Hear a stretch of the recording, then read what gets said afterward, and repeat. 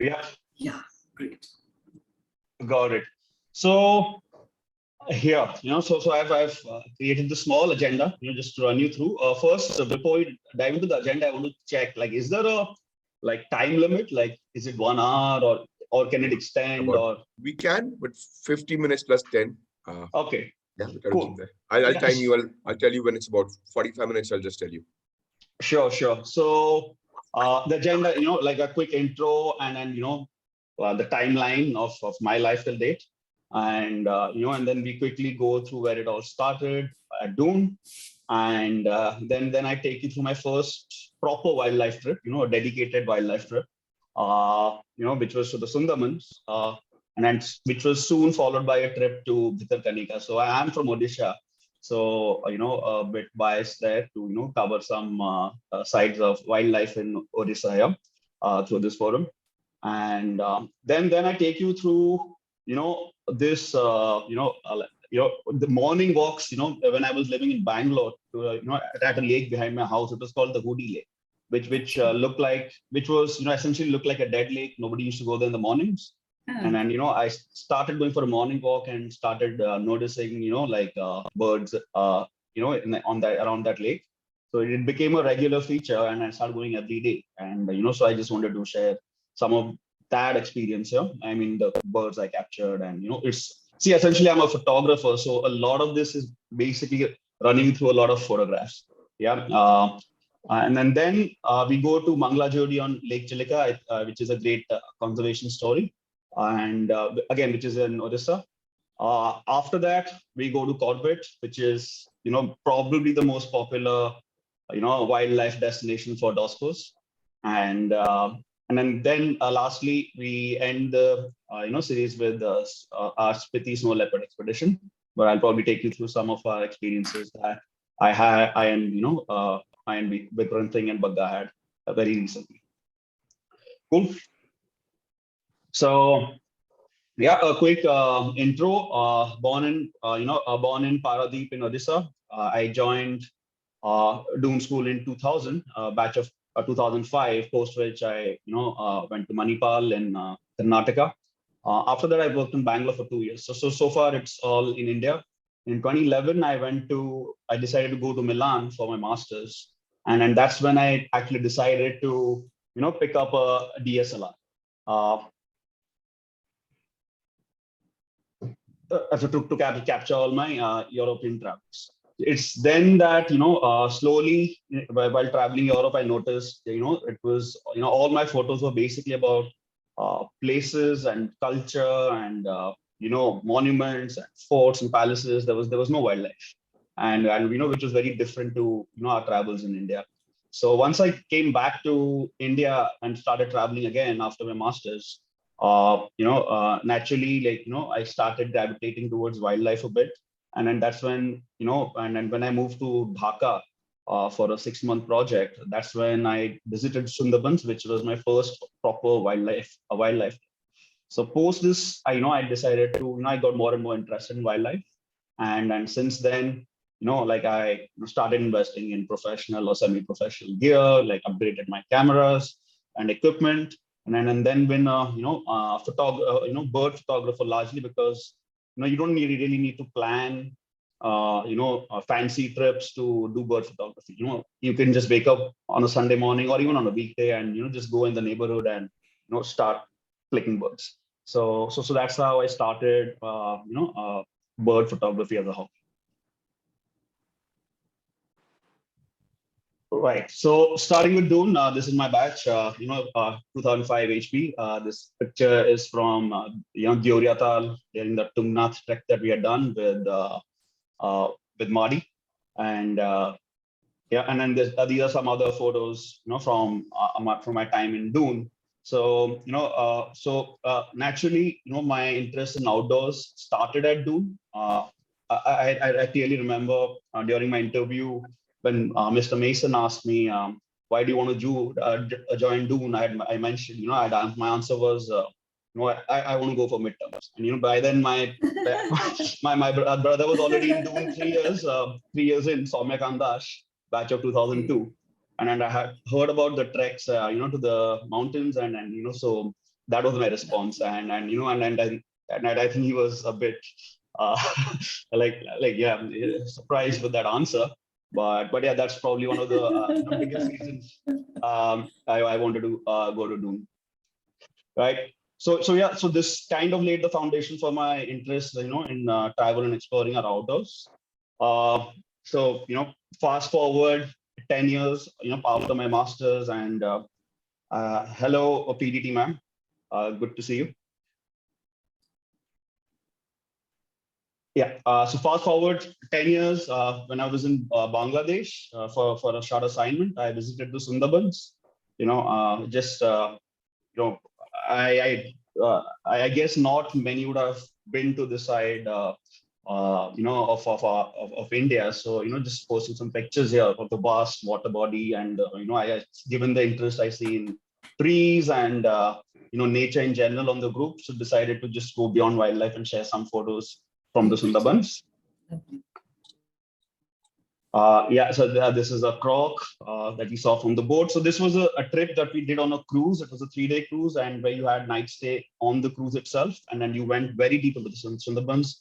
Very, very different experience. Not your typical, safari experience where you sit on a car and go into the jungle and come back. This is you go, you are on a cruise. You go deep into the jungle.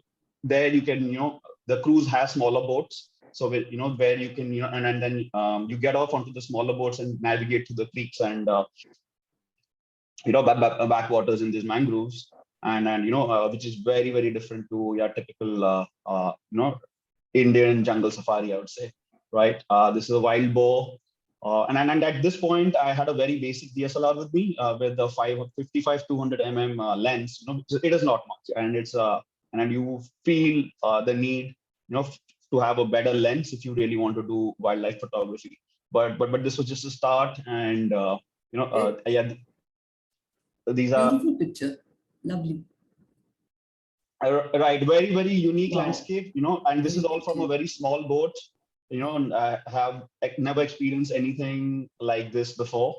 And early mornings we used to go into the creek, on small boat without non-motorized boat, so that you keep silent and you can see the birds from up close, right?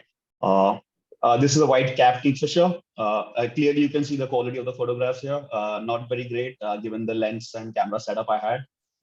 This is a brown-winged kingfisher. This is a serpent eagle. And then some shots of the jungle, right? Lovely. And yeah, this was actually a tiger walk. There was the option to do a tiger walk where we were given canvas shoes, and then we had to get off from the boat and then start walking. And so I'm actually on foot right now, and you have all those roots, mangrove roots under you, so you don't know when you will trip. So you've got to be very careful while walking. And I see Rahil Devgan has joined. Hey Rahil. And then yeah, so this was a tiger walk. Me with my camera walking in, excited to enter the tiger's habitat, on foot. A very unique experience that we don't really see much in India, right? And we had with us a forest guard. At the end of the day, I mean, you can't just enter a tiger territory without any safety. So we had forest guards, who were carrying guns to scare off tigers in case there was one around and attack. So we did, while we didn't see the typical tiger safari story, pug marks, fresh pug marks, and then that to get everyone excited. And yeah, these were some of the shots that we experienced while on foot in tiger territory. You can see that the leaves on the trees, they're all at the same height. That's because the deers have actually jumped and eaten whatever all the leaves that they could reach. Yeah. So and then lastly, this is a Brahmini kite that I took from our cruise. And it kept hovering around us for a long time, and I took multiple photos. And and then when I went back, in the night when I started, when I was going through my photos, I noticed that this Brahmini kite had actually caught a fish, right? Which I never realized while I was clicking. So this photo actually really, got me to start thinking about getting a bigger lens. You can see the sharpness it doesn't exist, and the reach is very limited. So that's when I started thinking about, researching cameras and telephoto lenses. No trip is, complete without having a good guide. So this is our guide in Bangladesh, Mr. Zia. Cool. So that was Sundarbans, my first wildlife trip, which got me excited, about wildlife. We didn't see a tiger, although the 4 people who were in front of the group while walking saw a tiger, pass in front of them, and they were on foot. So it was a really unique experience, right? Next, Bhitarkanika. Very soon after this trip, hello, Aarti sir, good to see you. Yeah. So next, Bhitarkanika is again a mangrove forest, probably the second largest mangrove forest in the world, or at least in India, and it's in Odisha. Very similar landscape to Sundarbans, but this is known because of crocodile, conservation. I think almost 40 years back, they started crocodiles conservation here, and today I think we have more than 3,000 saltwater crocodiles, and then these are some of the largest crocodiles you will find. And so as we got into the mangroves, again, I had the same lens and basic lens and camera setup, and the photos are quite low quality here, but still managed to get some photos of beasts like this one, a full-size crocodile, and then you just sitting from the boat and watching this, you would feel scared, and then as we went further in, there was crocodiles everywhere. This is a really successful crocodile conservation story here, and yeah, here you can see 2 large crocodiles, and this actually made me take a step back, because you don't want to fall into the water, just looking at the size of these dogs. These are as big as, the Nile water crocodiles, or, the Australia saltwater crocodiles, growing to 23 feet, right?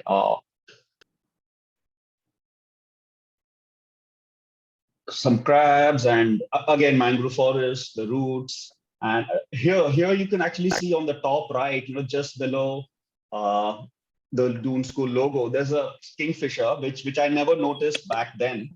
It's only, very recently while going through these photos, I noticed there was a black cat kingfisher. So, the wildlife is there all around you. You just don't notice if you don't look out for.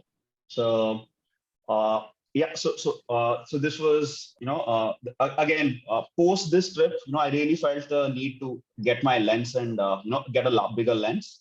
And then so when I moved to Bangalore, I bought one lens, and, and then by then and like I mentioned, there was this lake behind my house where I used to go for morning walks. At the beginning, I thought it's a dead lake, and it was just a peaceful area to go in the morning. But as I started visiting it daily, I started noticing, birds, around the lake. And then naturally, I started visiting this place every day for almost every day, or 3 to 4 times a week for 4 months. And the result was that I had actually documented more than 60 different species of birds at this lake in Hudi, which is in the center of Bangalore. Which was really surprising, something that looked so dead, and you couldn't imagine that you would find wildlife, any sort of wildlife at that place. And then I documented 60 odd species of birds within 4 months, right? So yeah, a couple of photos from, this is a common kingfisher, which is not so common actually, a pied bush chat, your egrets, your Eurasian coots. This is all sort of birds together. Brahmini kite on the right, regular kite on the black kite on the left.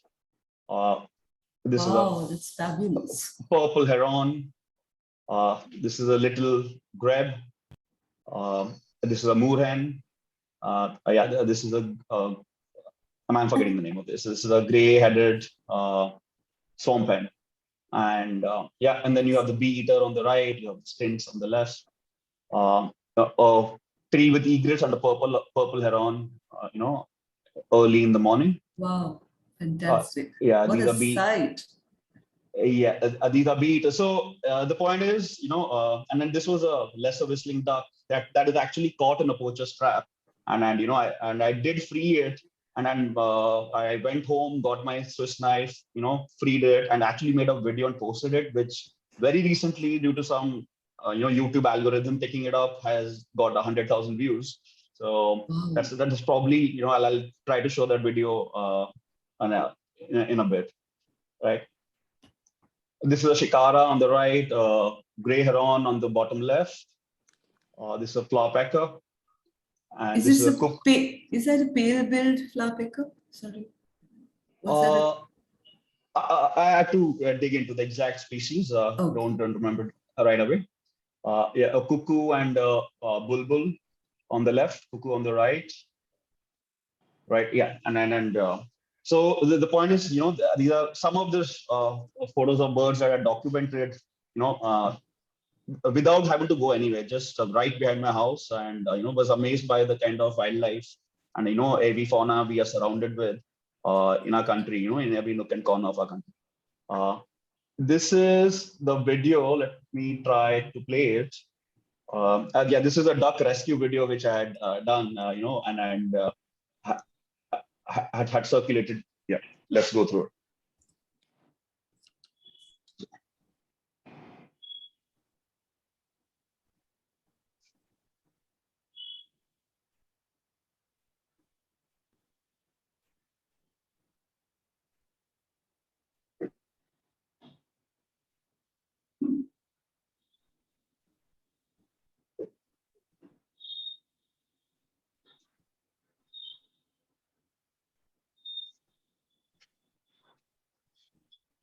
Wonderful, wonderful.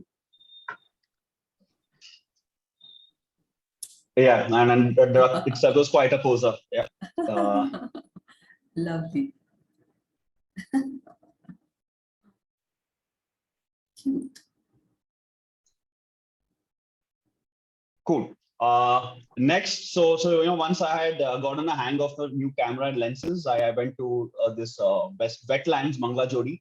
Again, the point of covering Mangla Jodi here is it's a terrific wildlife conservation story. It's a village, on the Chelika Lake in Odisha, which used to get hundreds of thousands of migratory birds back in the 90s, and then poaching started, and and slowly every year, every winter, lesser and lesser birds started coming, right? And finally, it reached to a point where one year only 20,000 birds came. So that's when one man started a movement of educating the poachers, and as a result, what happened was the poachers turned into birding guides, Wow. or they developed ecotourism in that area. So they either start working in hotels, and they started and this pushing for the tourism industry to flourish there. And it was just amazing to see poachers turn into bird guides and boat rowers. So now birders from across the world visit Mangla Jodi during the winter to see the migratory birds coming from as far as Siberia and Mongolia and northern Russia. So here I'll take you through some of the photos I have shot in Mangla Jodi. This is a Asian open-bill stork. Shashikant. Yeah. Who's that person who was instrumental in this conversion of poachers? I'll share it on a WhatsApp group. I don't have the name the back of my head. Okay. But yeah, Okay. I'll share details about. I'll share an article on this person post this session. Sure. This is a bronze wing jacana. This is a whiskered tern. These are multiple birds. That's a pheasant-tailed jacana. Which completely translates during monsoons. If you visit Dhanori right now, you'll see them in their breeding plumage. Reddy shelduck. This is a pintail, migratory bird again. Golden plover. This is a gray lapwing. Reed's warbler. This is a bittern, a yellow bittern. Yeah, just some fishermen from that village. This is a snipe, common snipe, and we have again Pacific ringed plovers, swallows, glossy ibis. This is a lark. This is the egret fight sequence, and yeah, just some of the birds from this place. The best part is today. After the migratory bird count dipped to 20,000 after this conservation effort. Today, close to 300 to 400,000 birds come visit this, spot every year once again. That's Right. The next Corbett. I decided to keep keep Corbett in this because it's probably the most popular wildlife destination for Doscos, given such a large chunk of us are in Dehradun and Delhi, right? But the idea is, when we think of Corbett or safaris, most people think of tigers, and and then my idea is to really go beyond tigers here and show you what Indian jungles are all about. So so let's go, let's explore. Yeah, so this is the winter morning in Corbett on the grasslands. I think I had Vikram Singh, Jai Singh, Bagga join me during this trip. This is the Ramganga River at sunrise. This is going to the Sal Forest of Dhikala. Must be a pretty familiar sight for a lot of you. This is a picture of Egyptian vulture, and then again a red-headed vulture, which are both vulnerable or endangered. And then you have Pallas's eagle fighting on the side. One more from the same sequence. This is a sambar deer rubbing its horn against the trees. This is an endangered species. It's a wild hog. Yeah, exact name I'm forgetting. It's a hog, Indian hog, which is an endangered species, right?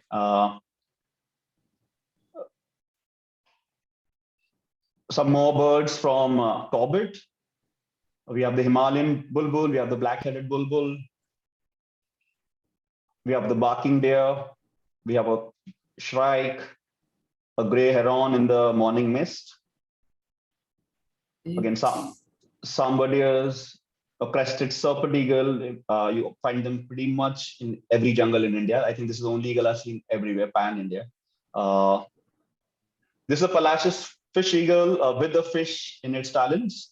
Just off a fresh catch. Right, a kingfisher. Is this crested? Sorry. No, this is not. This is pied kingfisher. This is pied kingfisher. A peacock. This is the moon at night. Taken from the Bijrani guest house. Yeah, and then Corbett is not complete without elephants and tuskers. We came across this beautiful family of elephants with a lot of babies, and at first they were head on, but then we started driving back and freed the path for them.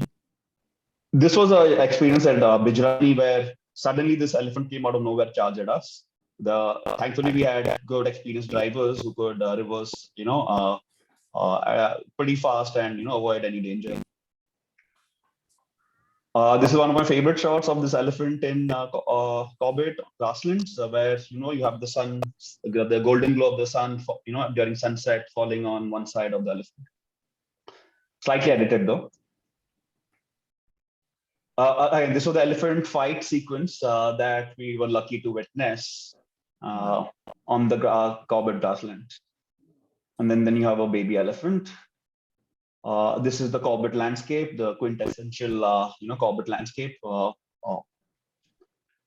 the grasslands. Some portrait of langurs, sambar deer. This is a changeable hawk eagle on the right, great hornbill on the left. This is actually a cheetal deer which had come right to our guest house at night. We are staying inside the jungle in the Bijrani guest house. If you haven't experienced Bijrani guest house, I think it's a must for anyone who likes jungles, because you are literally inside tiger territory in a guest house, and you can hear the tigers roar. I think twice at least we have, during our trips, we've heard tigers roar at night, while we were inside the guest house. Verdictor flycatcher, one of the most colorful birds on the left, and then you have the red-whiskered bulbul, and then you have the bobit. A gray heron on a misty morning, again changeable hawk eagle. This is a wild pack from my batch. Vikram Singh, Sahani, Karan Kapoor, his younger brother Dilawar Kapoor. We have Jai Singh Talwar and myself. who were there during this trip. And then some of the photographers, so myself, V Singh and KK with our bazookas. So yeah, so really, so this was Corbett. Like, I really hope you enjoyed this trip, and we haven't seen a single photo of tigers. And the good part about DOSCOs, I haven't come across too many people, who go into the jungle and are perfectly fine not seeing a tiger. Most people would think the safaris are a failure, and they go back, not happy, dejected, not seeing a tiger. But with this bunch of DOSCOs, we are always looking out for other species, other birds. And I guess some of it comes from the fact that we, probably got to do with the upbringing in from Doom School, right? But anyway, I don't want to deprive you of tiger photos. And when we talk about Corbett, because some of my finest tiger shots are from here, so I'll just quickly take you through some of the tiger photos. Yeah, the first one is not that great. It's just a tiger, looking at a pack of a herd of deer from inside, well camouflaged. This was then we had a closer sighting of a tiger, and really, the jungle is always watching you. We were not aware of the tiger's presence, but all this while the tiger was aware of our presence, right? Very well camouflaged, and that's really what excites us most about the jungle. Next is probably one of my favorite tiger sightings ever. Here, what had happened was in Dhikala, there were almost 20 jeeps, and then there was a tiger sighting happening, and the tigers, they went up a hill, and all 18, or 18 out of the 20 jeeps went uphill following the tiger, and my group decided to just stay back and not be part of that, herd, and then we were a bit annoyed, how the folks were acting, and so we stayed back, and then we were just talking to each other, and then that's when one of the, they were both our gypsies were facing each other. So the gypsy in front of us, one of the guys on that gypsy suddenly said, "Hey, the tiger's behind you," and this tiger basically sent 18 gypsies uphill. It said 18 gypsies uphill, and then they came back, and none of those guys were there, and then I turned back, and then it was unbelievable. Like, these are three. The sub-adults of Paro, Parwali, the most famous tiger in Corbett, and this is this is what we saw, and really, Wow. Hey, I'll just call you. I'm on a Zoom thing. yeah, so yeah, I'll just call you. sure. Yeah, so this was a series of three of these sub-adults. They they just walk. Sorry. All right. Three of them came one by one, like as if they were walking the ramp, and they just did a quick show, and then they went down. Just quickly flipping through all the photos.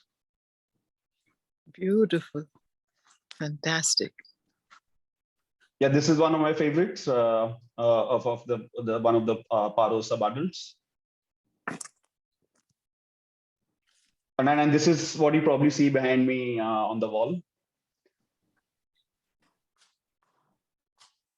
Yeah, these are just close-ups. Cool. So this was Corbett, one of the most, I think one of the best jungles in the world, with the unique habitat and landscape. Next, the most exciting one and the most recent one, Spiti Snow Leopard Expedition. And I did this with V Singh, Vikram Singh, who's here with us. Bagga, I don't see, he's probably busy. But yeah, this was, we had, I think Bagga and V Singh have been planning for almost 4 years. And then I was part of that plan, starting from 1 year, 1 year ago. And, last August is when we finalized this trip for Feb this year, right? And yeah, this is Key Monastery, in snow. The temperature was minus 25 degrees. I think the minimum temperature that when we went. I had once done a Zanskar. I think the biggest issue that stops people from traveling to Spiti or Ladakh during winter are toilets. They don't have water toilets. They are dry toilets, and there's no infrastructure. And that's probably what stops people from visiting this harsh landscape and and weather. I myself had seen the dry toilets during a rafting expedition that I'd done in Zanskar in 2016, but never thought that a day would come when I would actually use it. And so yeah, but I'm glad that there's infrastructure issue, because it probably stops a lot more people from going there during the winter, and destroying habitat or just interfering with the wildlife. This is a step eagle when closer somewhere in Himachal on our way to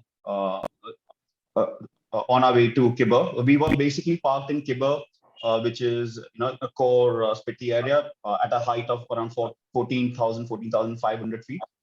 We were based there in a homestay for 10 nights, 10 or 11 nights, right?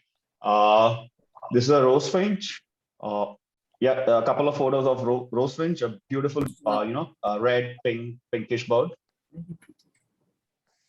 Yeah, these are the landscapes on the left. I've kept those people in the frame so that you get a sense of scale here, of the mountains. And on the right are, llama gares, or they are also called bearded vulture.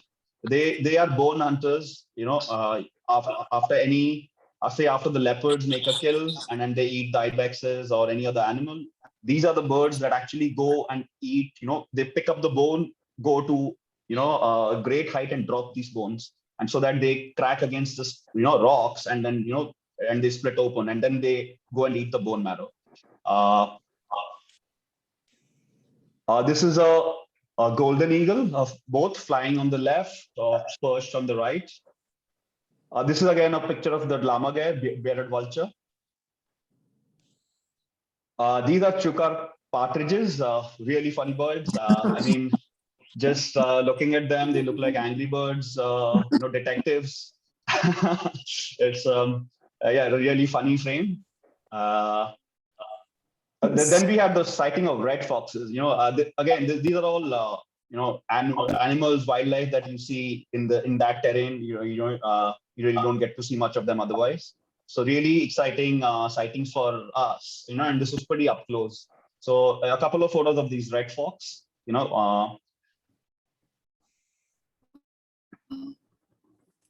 Right, this is one of my favorite photos from the trip. With the leaves and the snow and the rocks and the habitat. Yeah. So these are okay. This is again a red fox sighting from another day where it was going close to a carcass. There was a kill, and it's probably eating an ibex there.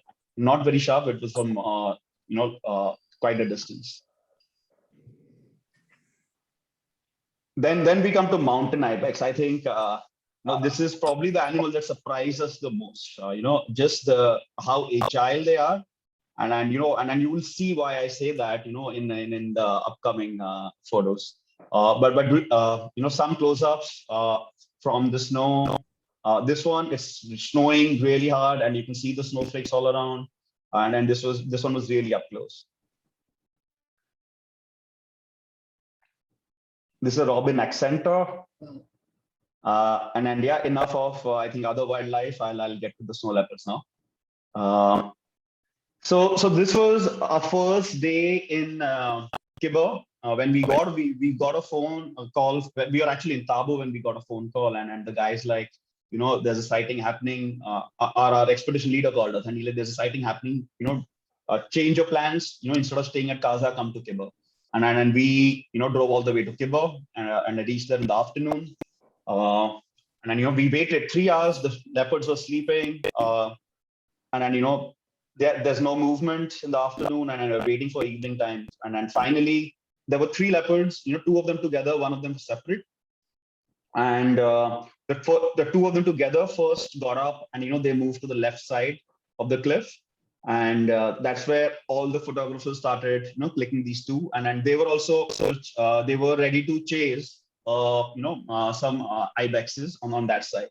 So all the focus was on those 2 snow leopards, while then suddenly the third one, which was alone, and it got up and started moving to the right side of the cliff. And then that's when I started focusing on this leopard, the one on the right one, which is alone. And I hope you can see that leopard at the center. Shashikant, I can't See it instead of- Wait, it is here. It's here. It's very small. Do you see my mouse? Yes. Yeah. Oh, of course, Yeah. yes. So Wow. let me see if I Wow. can turn on laser pointer. Yeah. So this is all right. So this is a snow leopard.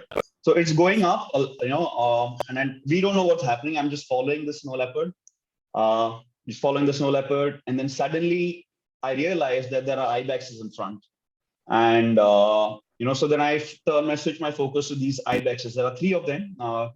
One male and two look like babies, uh, and these are vertical walls. So what you're seeing is actually ibexes just climbing on a 90-degree wall, Wow. right? And against gravity. And you can see they are starting to run up here, against gravity on a 90-degree wall. And there is something happening. And I am looking through my lens, so I can't see the full picture, but I'm trying to gauge, a switch between the snow leopard and these ibexes. And then on the next pic, you see that the ibexes which were going up in the previous frame are suddenly coming down, and then you realize that something is on and something is happening. And then you look at the next frame, and the snow leopard is right there. The snow leopard is right there, 1.5 meters from the ibex, and all this is happening on the 90-degree, cliff against gravity. You just don't know how this is possible, but it's happening, and we got to see it live. Wow. And here the snow leopard is chasing the ibex. The ibex are actually outpacing the snow leopards on this terrain. And the snow leopards continues the chase. The chase continues. You have the snow leopard here. You have the ibex on the right. This chase continues. You can see the ibex on the right here. You can the snow leopard on the left. Now both of them are on snow, so you can see them clearly. The snow leopard in full-on action, and so is the ibex. But the gap is increasing between them. And again, this is one of the, I think, better photos where you can see them both clearly, snow leopard in action and ibex. And now the snow leopard has, hit this cliff, and it's ready to jump. And the ibex is already down and ahead. So, and you can see it's a pretty steep fall. It's almost, I don't know, like gauging it could be 20 feet or maybe more. All right, and then you see the snow leopard in the air, mid-air, action sequence. It's caught mid-air, chasing the ibex. The landing, and then but then the ibex escaped, and so this was a live, chase that we saw, and this was the first snow leopard sighting. So you can imagine our state, like it's almost unbelievable. And then just look at the ibex. They have escaped, and then they are standing, on this ledge. All they need is like 3 centimeters or 2 inches, to stand on the ledge. They're actually, this is a safety area. Like, others can't come on this terrain. This is a photo of our team after our first sighting. We just wanted to document this moment. Myself, Vising, Bagga, along with our, trackers and porters and expedition leader. Next, after this sighting, we are like, what else do we want? Right? We have another 9 days ahead of us, and then we've already seen what we wanted to. So next was we want to see something up close. We want to see the snow leopards up close. Next day again, how this used to work is, the trackers used to go in the morning and look for the leopards, and then if they sighted the leopards, then they informed everyone, and then everyone used to land up there. Right, and so the next morning again, the snow leopard was spotted. We went, but it was from quite a distance. But here I'm trying to actually zoom out and take a landscape shot just to give you a idea of the habitat these creatures live in. Right, like I haven't seen a terrain like this. Any animal living in this sort of terrain, with given the altitude and the low oxygen and it's and the temperatures. So this is the terrain. The snow leopard is actually here. It's quite small, but it's a zoomed out photo just to give you a sense of what the landscape and the habitat was like. And then the next day again, we had another sighting. snow leopard again, these sightings, although they happen, you really got to Wow. have patience and sit. There were days where we were just sitting on one chair, throughout the day from morning to evening, waiting for the snow leopard to move. So a lot of patience. You need to be, having good gear to deal with that temperature. And it was snowing, and then so there were days we were just sitting in minus 20, 22, or feet numb, you can barely feel them. Just sitting and waiting for some sort of action to happen. So while you're seeing the photos, there's hours and hours of wait, and patience behind each of these photos. Same sighting, and yeah, this was one of, I think, the craziest wildlife experiences that we've had. On this particular day, we had decided that, okay, we have seen leopards, let's go and explore Spiti Valley. And Vikram Singh had driven his Fortuner all the way from Baroda, and it was a 4x4 drive, with off-roading tires. So we were well prepped, and we really wanted to put that car to use. So we were exploring Spiti Valley, this one day, and when in the afternoon we get a call, and we are quite far from this place, and we get a call from my expedition leader that is, sir, a teacher walking down from the village has, from Lanza village, has spotted 2 or 3 leopards. And then, and she spotted it from very close. And she had actually taken a photo with her phone and sent it. And this guy sent it to us. And we could not believe, it was not a great mobile phone. And with how close the leopard was, we instantly turned the car. And we asked this guy, asked the teacher to stay there. We are coming, and we will take 1.5 hours. And then, we sing behind the wheels.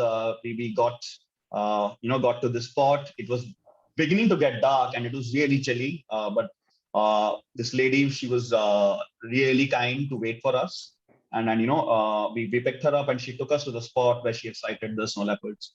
And instantly our tracker, they, one of them, Ladeji, he's almost like a mountain goat. It's insane, how fit and how fit these guys are, compared to us city dwellers. So Ladeji quickly went downhill, behind the leopard, pug marks, and then he came back up saying that leopard had actually gone up, and he just made a quick sprint in no time. And so we got back into the car and went uphill.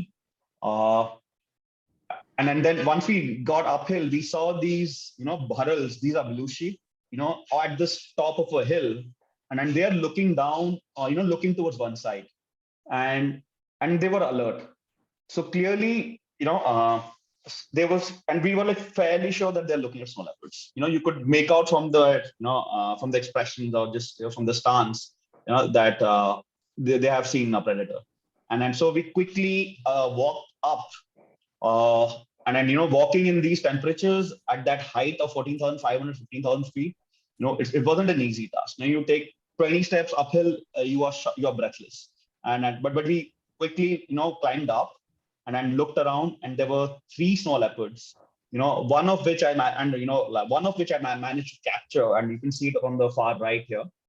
Your hands were shaking; you could not even hold your camera steady. So I missed taking the shots. We saw these snow leopards from.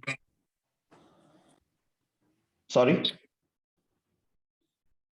Yeah. So yeah, and I'm just seeing them, and this was Lanza. It's not the touristy area, so we were literally the only ones there with the exclusive sighting of these sea leopards. We just saw these sea leopards cross over to the other side of the hill, and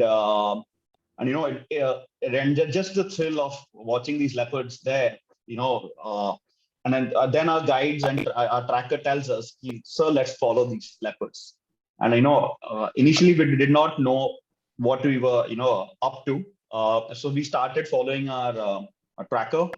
Thankfully, myself and Vikram, both of us, we had 2 trackers, and both of us gave both our cameras with tele lenses to these trackers. And then because we are definitely not going to carry them uphill, in this terrain and oxygen levels. These guys reached up, and then, and they were actually behind they were just going after the leopards, and they kept asking us to keep coming. And in no time we were breathless. In no time we were breathless, but we continued going up. I think after a point of time we gave up. Both of us gave up. Although Bagga, he managed to continue going, and even the teacher, the lady who was there with us, she also started, running after the trackers, and it was getting really dark, and it's just the five of us and these three snow leopards in their habitat, and we are we are running after them, like just it amazes me, like it's almost unbelievable when we think of this experience. And but sadly, like for me, I could not, I got breathless. I fell down, on the snow. There was a sharp cliff, and you just looking at that. I was like, okay, let's just, I can't do it, but I could see that our trackers were busy clicking these snow leopards. And then Bagga, although out of the three of us, Bagga did make it to the spot. And then he got a glimpse of these sea leopards from up close for I think almost 30 seconds or 1 minute. And but thankfully our trackers did a great job of taking photos and documenting this sighting. And what I will show you is what they saw, right? And then this is what they saw. There was a third one also in the frame, and then mind you, my lens was zoomed out, and then and then it didn't strike these trackers that they could actually zoom in and get closer photos of these leopards. So this is a zoomed out photo of the leopards that they saw. So that should tell you how close these leopards were, right? And although like for us, even though we could not see it, we could feel them, and that just feeling itself, was like too much for us. Yeah, so it's a couple of these. Although this watermark has my name, it's actually not. That's an error. So it's our tracker who has taken these photos, right? Excellent. And What time was this, Shashikant? This was close time to was this? twilight. You can see it's dark. It's 4:35 p.m. It's around that time, so it was beginning to get dark. And and it's just these three leopards and the five of us. The two trackers and the three of us, and the teacher, six of us, right? And 6:15, Sashi. It was 6:15. Yeah. Oh, 6:15. Okay, it's much later. Yeah, it's yeah. So yeah, the photos probably have the time span. Just look at this. I mean, even the trackers who live there, they also don't get these kind of sightings. This was the best sighting that our tracker has in his 10 years of experience. And so this is as good as a sighting that anyone can get. And then and then just being part of it, although we are not able to see it, felt so good. But I went back and now look at this leopard. I mean, this actually looks like the ghost of the mountains. They are covered in snow. You can't see the spots. And it's evening time, and they just disappear into the mountains, and in no time. This is me and Bagga. Bagga delighted after this sighting, and he's like, like there's nothing more that he can see and achieve from this trip. So yeah, so this is just a photo of us, and look at me, I'm equally happy, even though I didn't even get a glimpse of those snow leopards, right? So. And you can see it's snowing, it's evening time, it's chilly, my head is covered in snow, the weather conditions are really harsh, and I'm just, being with these snow leopards in this sort of, at that time, at that height, altitude, oxygen levels was just mind-blowing, right? So next, I got after my expedition leader, and I was like, listen, like we had a great sighting, you've done a terrific job, but I did not see it and I haven't documented them. So now you need to show me these leopards again. And so again, we are, heading to, exploring Spiti, and we get another call saying the trackers have spotted those same three leopards. And then, again, we did a quick U-turn. We land up. And this time, Bagga's like, okay, Bagga and the expedition leader, like we are not trekking up, unless there's a confirmation that they're close by. And I was like, I'm going up, no matter what. And then, I can't miss out on a close sighting again. And, again, it was the climb up was hard. We had to, I think, climb up 500 meters, 600 meters, which is a lot, for that terrain. And, towards the end, I started, calling my tracker down and started taking his help to, get there. And, but then, it was totally worth it. Again, breathless, you can barely move, your hands trembling. But when I got there and then got a sighting of this leopard, and this was probably 50, 60, probably 50 Wow. meters away. And then 50 meters is fairly close for a snow leopard, unlike tigers, which come up to 2 meters or 5 meters away. So yeah, again, not satisfied, and then this leopard started, it went down, and then my trackers were like, sir, you have to come down. We will carry you, we will carry you down, and you will get eye level shots if the leopard comes out. Now everyone else is on top, and then these two trackers with us, they help carry me down. They're literally carrying me down, and then my camera gear, and then get down, and then the mother, these are basically one mother and two cubs. The mother comes out, and then this is the mother coming out from the rocks, and now it's actually eye level, and it actually came to the cliff edge, right? And it's just surveying the landscape, its territory. And for me, I think this was my highlight of this trip. I had a bunch of, all the other photographers were up there. They had a good top view of this snow leopard, and I had a nice eye level shot of this one, up close. And probably my greatest moment from this expedition, right? Then it's, then the snow leopard parked it there, then it looked at us and, gave us all the time to take photos. It posed. And then the cub comes out. You can see the cub on the right, right? And then the mother starts walking away. The cub is sitting. They all show their tail before disappearing into the mountains. And next, the other cub comes out. Again, it's very close to us. And then now this is the mother on the left, the cub on the right. Even this cub disappeared, shortly after showing itself. Then these leopards actually went further down, and we saw them from a distance. This is from a great distance. You can see the snow leopard here. This is the mother leading the pack.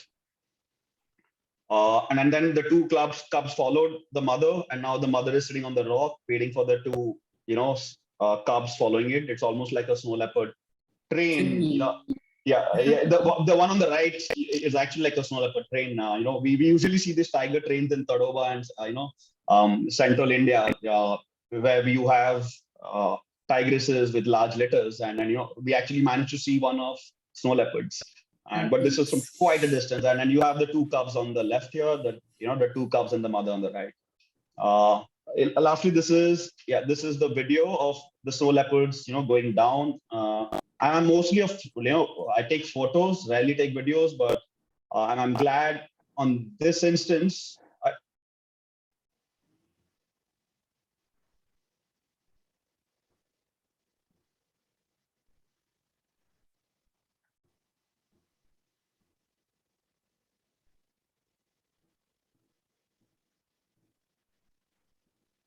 That was just a short video of the cubs playing in playful mood and the mother.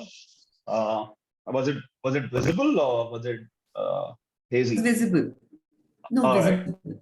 Yeah, very nice. Wonderful. Cool. So this is us after this sighting. So we have a tendency to document, our mood after every sighting, and so clearly delighted. Mission achieved, mission accomplished. And then this is some behind the scenes photos. There were days when I would just sit there. All three of us would just sit there, literally doing nothing and waiting for snow leopards to move. And then it's snowing all day long, and you're sitting in -20 to -25 degrees. And this is some more photos of the three of us from the trip.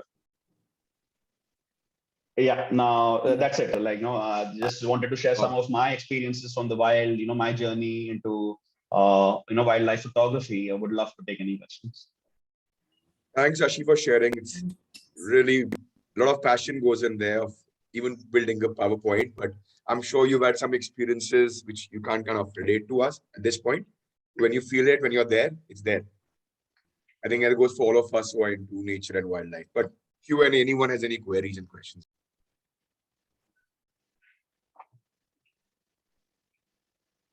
Shashikant, that was a fabulous thriller that I experienced during the day. I'm still experiencing it. Just too good. Glad, Kavita. The idea was to try and bring you guys as close to it as possible to this experience. And yeah, it's been a delightful journey so far. Looking forward to sharing more such experiences from the wild.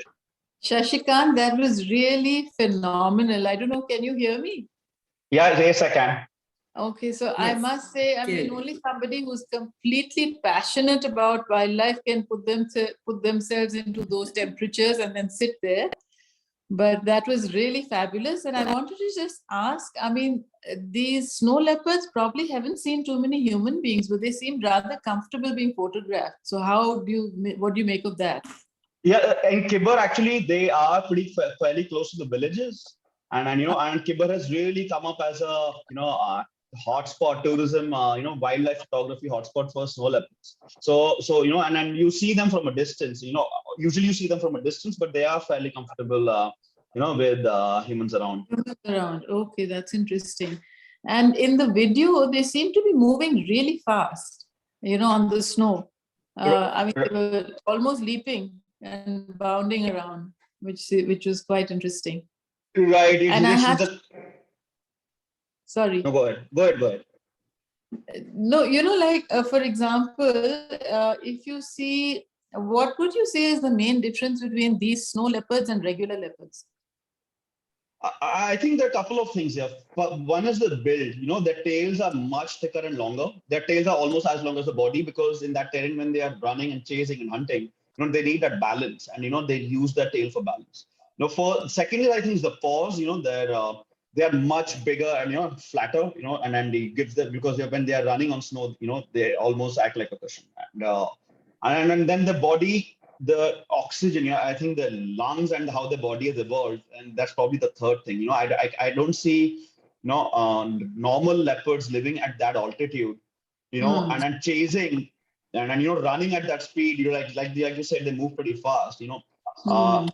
Like a normal regular leopards won't be able to do that. And if I'm not mistaken, these snow leopards also have been documented on Mount Everest at very high altitudes. So this 15,000 is probably low altitude for them. They go higher up in the and they go higher up in the summers, and then Mount Everest, they have been documented almost above 20,000 feet, and probably closer to 20 to 23,000 feet as well.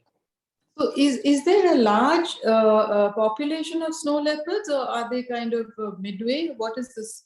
So the snow leopards, I think India has probably close to 400 to 600 snow leopards, mostly in Ladakh and Spiti. And Spiti population has grown because I think the government has banned grazing of herds on around 400 acres of land, which means the Ibexes and Bharals are able to come and use that area for grazing. And snow leopards basically follow the Ibex and Bharals, because they follow the prey. And then that's what's helped really improve their population, increase the population over the years. And then also there, and it's great, just to see the tourism. I think with COVID, the folks who used to go to say Europe or Africa or other destinations, they've COVID kind of forced them to look inwards into India, and then we saw so many more people. And last 2 years, I think the place itself has been getting a lot more tourism and wildlife photographers than previous years. Well, I hope they have fixed the bathrooms. That's very important. Yeah, it's in the pipeline. There are already some hotels which have started, which have bathrooms with hot water, and so it's beginning to start. And I'm sure probably in five years time, you will see more of those. But and then that would also mean more tourism, and it probably a risk to the snow leopards there. They probably might just move to other areas if there's too much of tourism and in that area. Manage it better, though. I hope they manage it well. But I have to congratulate you. Well done. I mean, and thank you for sharing all this with us. It's really been an adventure for us to just watch it on screen. I can just imagine what it must have been to actually be there. Thank you. You have to introduce yourself to him. Which batch? So I'm the batch of 80. All right. My elder sister. She's my elder sister, Chandrika Buddhiraja. Got it. Nice to meet you. Don't just congratulate me. It's the three of us, myself, Vikram, Yes. Bagga. Without them, definitely there was no trip. We And, want to see them. We want to see them. Where are they? Vikram, where are you? Hi, I'm Please. right here. I don't know if you can see me now, but I'm We here can now. see you. We Yes. can see you. I can see Jay also on the call. And, No, we'll let Sashi take all the limelight. I specialize in taking very blurry photographs. I'll compile a special presentation for those. So Vikram is, what I did not get time actually. I'd have loved to capture, but there was so much content. We have made a couple of trips to Bera. Bera is in southern, Rajasthan, very close to Gujarat border. And we saying Vikram keeps going there.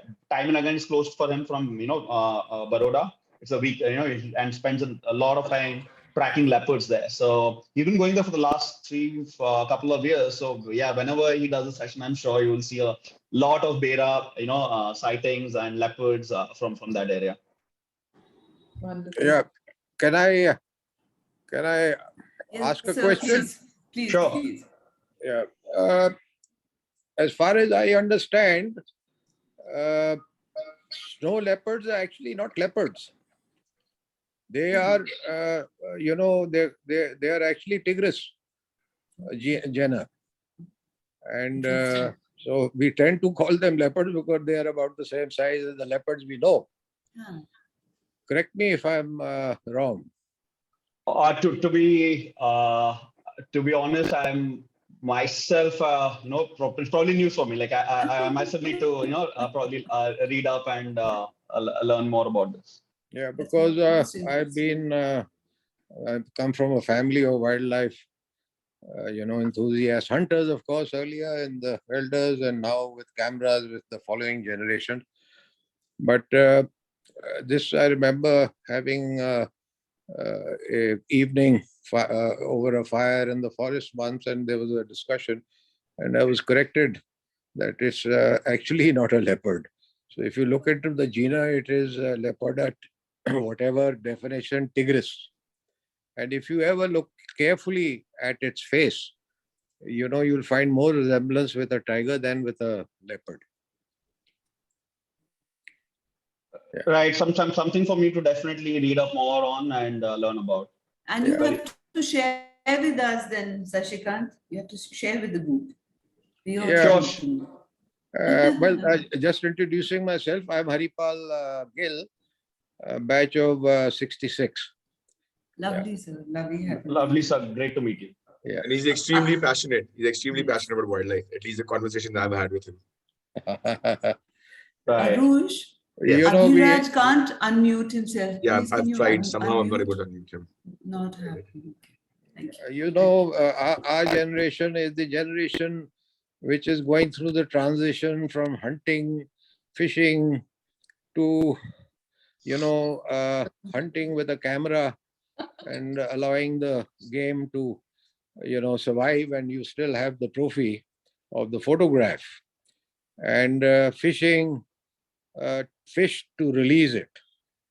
So my generation is the one which has gone through that generation. I have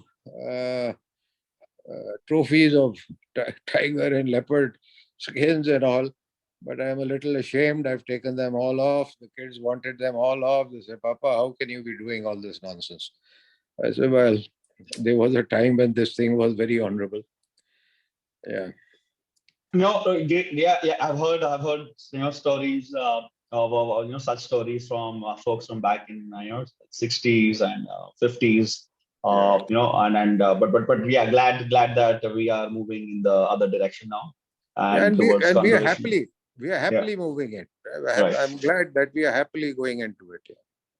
Right. I don't know whether you were there for the start. I talked about some great successful conservation stories. That one from Mangala Jodi, on Lake Chilika. It's a great example of what a community can achieve if they come together. And like from the migratory birds come going down to 20,000 because of poaching, and then these guys poachers turning into rowers and birding guides, and hotel like managers, and and then developing it as a tourist, bird tourism hotspot, and then getting the population back up to 300, 400,000 in recent years. That's a perfect example of what we can achieve as a community. Fantastic. Okay, Great thank place you. for- Thank you. Such a great place for you guys, I think, Jai Vikram, and you would be into Periyar. That's all the people who moved it from hunting to conservation. And I'm talking about 7 to 8 years back. I've actually walked with these guys, and they will take you in the forest. You camp out inside the forest, and they'll tell you this is the place my friend was killed by a tiger. And I remember standing, and I have about 100 bison just run past me. About 7 to 8 Wow. years back, just run past you. So that's an experience you guys must do it. And I think Periyar is the front end of kind of taking this initiative of conservation. Yeah. And Vikram, I know you go to Beda a lot. Periyar next to Kerala. In Kerala. I figured. Yeah. Thanks, Arush. Great. I'll probably get in touch with you for more details on this. Yeah. And for Jawai also, I know I've been going there long, and Vikram been going there. But again, 6 to 7 years back, it will be no cars, no gypsy, nothing there. And now in every rock is some car sitting, so it can go the other way. To answer Chandrika's question, that the minute you put up plush tents, plush toilets, Yeah.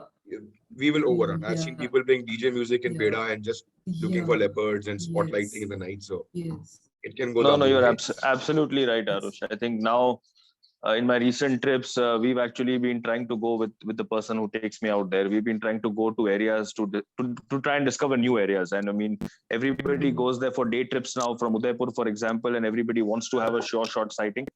But there are some other lovely, untouched, unexplored parts of Javai as well. So, but you're absolutely right. I think there they have not been able to manage the Touch flow base of with people Shatrunjay very there. well. Gentleman called Shatrunjay. He does all the work for Nat Geo there. May I It's just Javai. add? May I just add something to what you have just said? We have moved. That is, people who were interested in wildlife, whether it was for hunting and now, of course, conservation, etc. One other thing that we have to teach, learn, and the public should be made aware through various channels that they have to leave their city life and everything behind.